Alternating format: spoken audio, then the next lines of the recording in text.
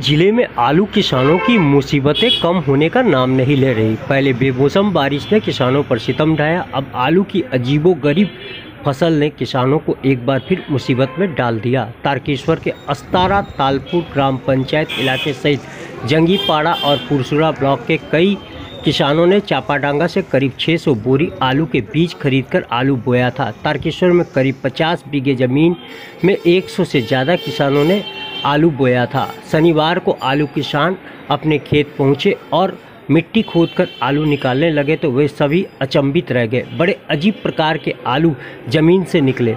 कोई आलू अदरक के आकार का था तो कोई पशु पंछी की तरह। अपनी गाढ़ी मेहनत पर पानी फिरता देख किसानों ने माथे पर हाथ रख लिया। किसानों का आरोप है कि उन्हें उत्तम किस्म का बीज मुहैया नहीं कराया गया। बीज ही आलू के अजीबोगरीबी का मुख्य कारण है। किसानों ने मुआवजे की मांग की है। इस मामले को लेकर अब राजनीति भी गरमाने लगी है।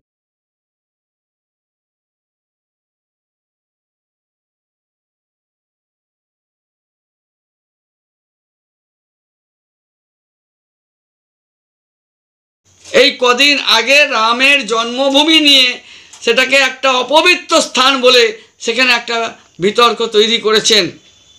এই রকম একটা ভুল বলা লোক, ভুল বলা বললে ভুল হবে। আজকে রাজার পাপে রাজত্ব নষ্ট, আর আমাদের এই বিধায়কের পাপে আজ গোটা তারকেশ্বরে আমরা দেখতে পাচ্ছি যে ওই আলু বিকৃত আলু তৈরি হয়েছে। কোথা থেকে হলো হঠাৎ করে? আমার মনে হচ্ছে এর পিছনেও ওই রামেন্দু সিংহ রায়ের এই ভুল বকা।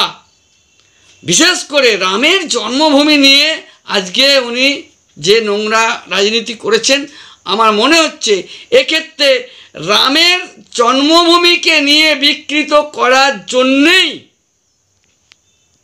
রামের জন্মভূমিকে অপবিত্র বলার পাপে আজকে আমাদের এই তারকেশ্বরে এই রকম চাষিদের